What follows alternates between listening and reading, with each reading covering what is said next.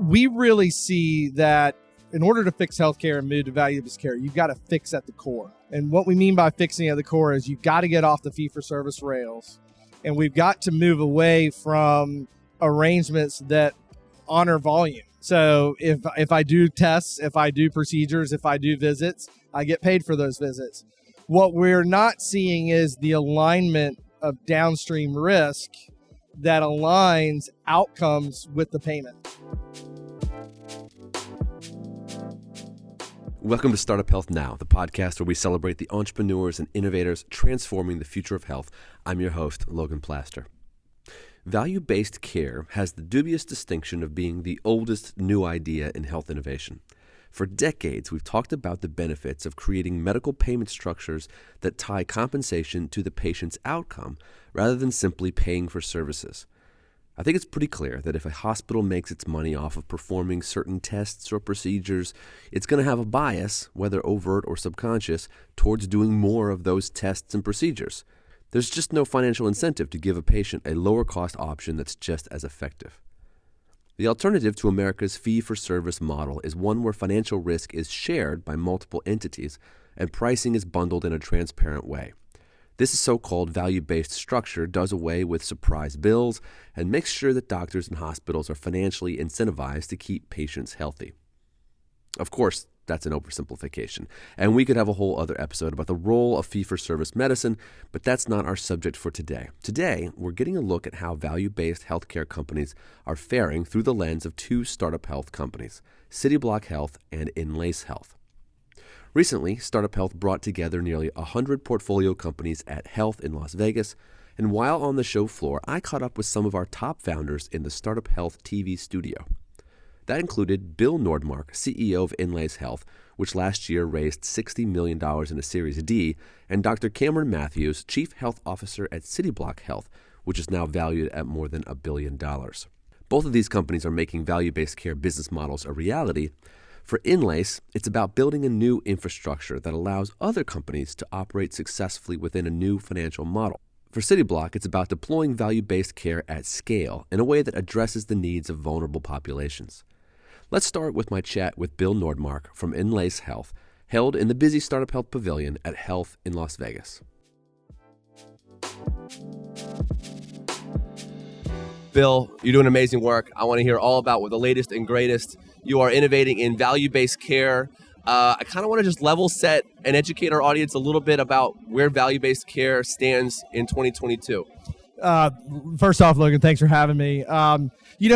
We take a really interesting approach to this. We don't feel like there's really a lot of value-based care actually happening. There's a lot of talk about it. There's a lot of discussions about it. The market would tell you that 40% of all volume is in some risk arrangement. The majority of that is in Medicare Advantage. I'm going to pause you. Yes. Risk arrangement. We're going to de-jargon some of this stuff. So some type of risk sharing or risk taking tied to some value-based program. 40% of that is Medicare Advantage and really upside risk only. So people are in value-based care only doing upside risk. Only 14% of the market today is in a two-sided risk arrangement, meaning there's up and downside risk. Okay. So paint me a picture of what that means, the two-sided arrangement. So that means that for true value-based care to be happening, you would see those numbers be a lot higher, which tells you that almost everything is still being done fee-for-service. Okay. And so if we're still living in a fee-for-service world, then you're not really doing value-based care. Okay. So there's a lot of opportunity. There is an enormous amount of need in the market, and I think the market's going to continue to press people to get it done sooner than later. What are the financial drivers that are either keeping people in fee-for-service or opening up opportunities for Enlace Health? So we really see that in order to fix healthcare and move to value-based care, you've got to fix at the core. Okay. And what we mean by fixing at the core is you've got to get off the fee-for-service rails. And we've got to move away from arrangements that honor volume, right? So if I do tests, if I do procedures, if I do visits, I get paid for those visits. What we're not seeing is the alignment of downstream risk that aligns outcomes with the payments. And so what we're doing at Enlace Health is we are transforming the rails that enable the market to build these risk-sharing models where, for example, prospective payment bundles, where the docs get paid up front and they're on the hook for 100% downside risk. Patients have 100% price transparency and lots of savings being generated. It aligns risk from payer to provider to patient. We're seeing a lot of that opportunity. We're seeing the drivers are, we can't continue with the current healthcare costs going up. Yeah. What has been the market response to what you've been doing? So the market response has been great. I think people are understanding that we have to now change the core of healthcare. We've spent so much time on great innovations on the periphery of healthcare. But until we change the core and move off fee-for-service, we're not going to get the changes we need. Yeah. And so I think the payer community is starting to really get on board with changing their dynamics. I think the provider community is starting to see that they're really good at what they do, and they can make changes at the point of care, and they want to play in the game. Yeah. So it's exciting times. Yeah. Yeah, you're describing that we're in this tipping point for value-based care. There's so much desire to, like you said, get off the fee-for-service rails.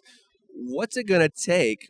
What's going to be the real tipping point? What's really going to push us over?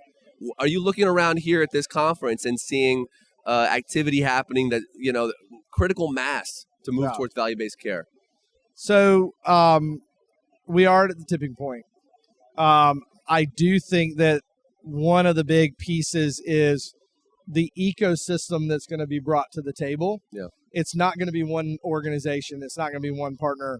You have to create a two-sided market model to get the payers on board with launching these initiatives. The providers have to be able to receive them and run those initiatives, and there's got to be win-win. And so I think what we're starting to understand is that if the economic incentives are not aligned, and if one party is the only winner, then we're broken. Yeah. And so we're starting to championing that. We're seeing payers that are getting innovative that are championing that. And then there's a lot of standalone specialist providers that are understanding that they can be a part of the equation. Yeah. And it's very exciting. Yeah. Last question for you. I want to change gears and talk to you as a CEO. You have been successful at raising funds over the last few years. How much have you raised for Enlace? So we just closed a $60 million Series D at the end of last year. Yeah, that's successful. You went out, you made it happen. Yeah. There's a lot of folks here. We're in a startup zone. A lot of folks really trying to fundraise, struggling to fundraise. Just interviewed a guy who is 1 year into his business. Yeah. Any mentorship words of wisdom for some folks who are right in the crucible of it right now? I think the three things that I would mention is, number one, fail quickly, right? You got to get to a market solution, and you got to take feedback from the market and fail quickly. And by failing quickly, that allows you to edit, change, go back. Yep. The second thing is don't chase shiny balls. Every customer will tell you you're a young company. If it does this, I'm in. And if it does that, I'm in. You go to the next customer. You find yourself chasing this ever elusive version one to take to market. And so you're short-staffed, short-resourced. You get feedback in the market, stay true to your strategy. And then I think the final thing is when you get customers on board, invest in those customers, be a part of your product roadmap strategy, right? They will tell you what their needs are.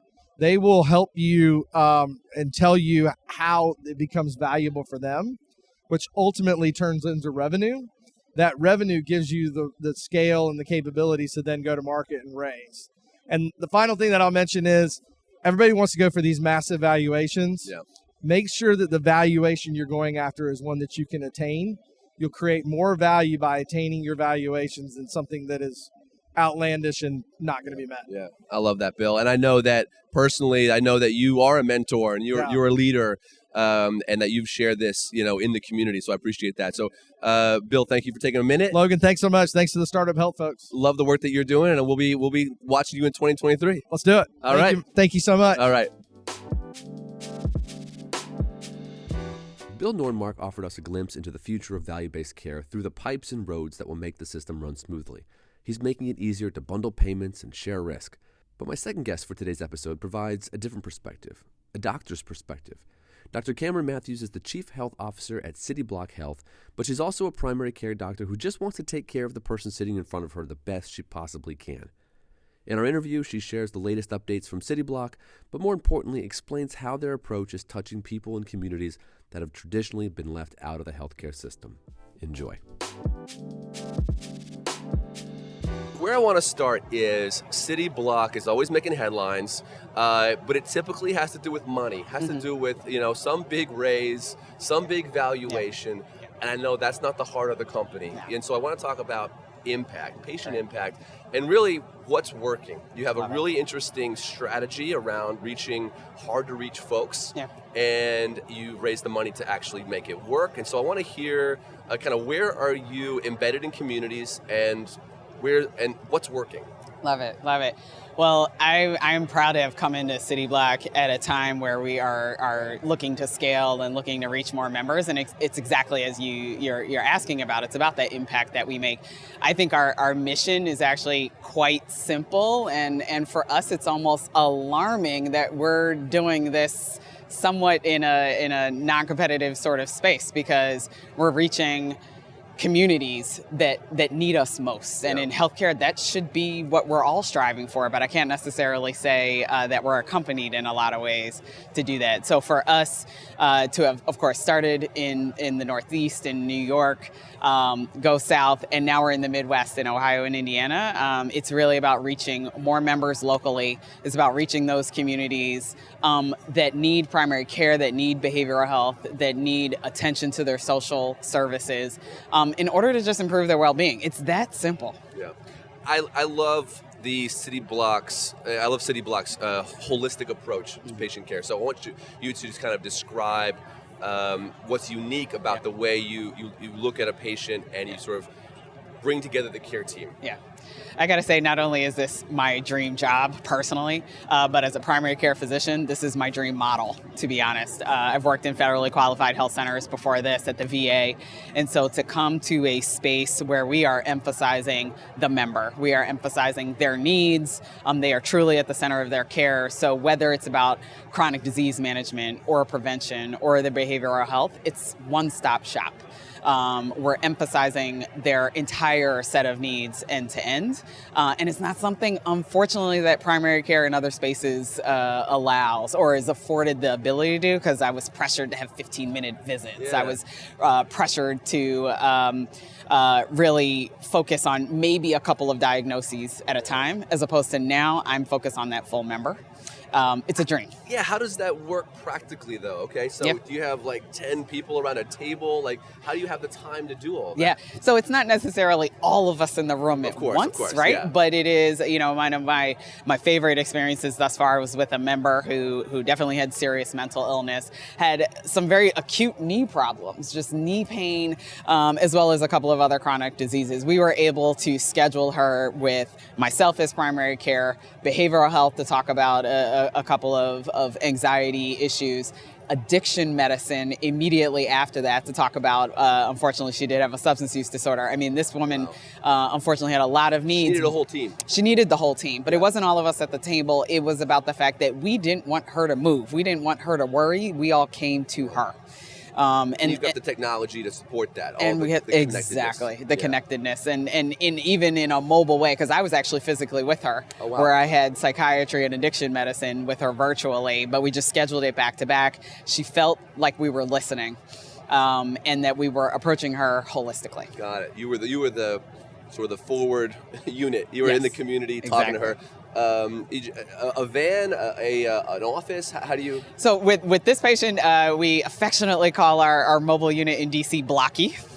So I was on Blocky with this patient, and but of course in different markets we have hubs. We're able to meet with them not only in our own locations but sometimes at home. And in fact, with some of our patients, we've been meeting them on park benches. We are meeting them where they need us to, as opposed to expecting them to fit into our space. That's been one of my difficulties with healthcare. We tend to have this ivory tower and expect patients to have a comfort level coming into that, especially when you're talking about the communities that we serve, Black and brown people who are often traumatized by the healthcare system. It is necessary that we earn their trust by going to them. Just that image, just that idea of meeting somebody on a park bench to talk about their health and not just about an emergency situation and say, okay, you're fine. But no, like there are 5 or 6 things going on in your life that are causing you to struggle, you know, and let's bring a team around you. It's beautiful. Let's talk about Cityblock expansion. You started on the East Coast, right? Brooklyn, North Carolina. So where are you expanding now? So Ohio and Indiana are 2 unbelievable markets that we're in right now. I'm really excited. We have unbelievable leadership there and are expanding our cohorts, really focusing on different needs because we have different types of members that allow us to really think about expanding our interventions, expanding our behavioral health in particular when we're talking about Indiana. Also focusing on expansion of our maternity program as well too. So when we're thinking about different types of patients, different populations, adding these new markets allows us to really expand opportunities. And we're there to assist the local healthcare systems. We're not there to replace, we're there to be a partner because we're part of a larger care ecosystem. It's not about going in and poaching primary care docs. It's about being there to assist the member first and foremost, but to really supplement what other services are there. So we're partnering with the hospitals, we're partnering with the FQHCs. It's going well. How does that look in real life? I mean, that sounds good, but how do you actually integrate? It's difficult. I'm not saying this is easy, but this is about recognizing, again, that the member is at the center. And so we need to communicate. In healthcare, we have some difficulty there, right? We tend to sit back. We tend to rest our laurels a bit on the fact that our systems aren't compatible, and so it's hard to share information. We don't rest on that. It is about those personal connections with the primary care teams. It's about sharing of information. If we've collected some data form, why would we not share that with their primary care team or their behavioral health doc or their specialists in the community? And then really being there in those acute situations as well, whether they're going to the emergency room, inpatient. We need to be by the patient's side, so that means we are responsible for communicating with other members of the ecosystem. Awesome. What are you most excited about for 2023 for Cityblock? I am excited for further growth. I am excited to share more unbelievable data of the successes that we have had, and we definitely have had them. I'm excited for continuing to develop more programs, to be honest. We're really looking at a palliative care program, our clinical pharmacy program. I came from the VA. Integrating all those pieces into our different markets. Coming from the VA, I'm very used to these very strong programs that we're allowed to take to scale, and we're going to do that as well in Cityblock. Yeah, I could just imagine you sitting with someone at a park bench and just knowing that entire ecosystem is supporting you. There we go. I've got the pharmacy, I've got this, just a click of a button away. And what was so difficult as a primary care doc in the community was often I didn't know how to answer those questions. I didn't know how to find those resources. So we're building that for our care teams and for our members, of course. Beautiful. Cameron, thank you for taking the time with me. Thank you. Startup Health loves having Cityblock in our ecosystem and our family, and we're excited to see what you do in 2023. Thank you. So are we. All right. Take care. Thanks for listening to Startup Health Now. Startup Health invests in health transformers around the world who are dedicated to achieving audacious health moonshots. If you want to learn how you can join this community of entrepreneurs, or if you want to connect with one of our 400 companies, go to startuphealth.com. If you'd like to learn how you can invest in our Health Moonshot Impact Fund, go to healthmoonshots.com. Thanks for listening to Startup Health Now. We'll be back again with another episode next week.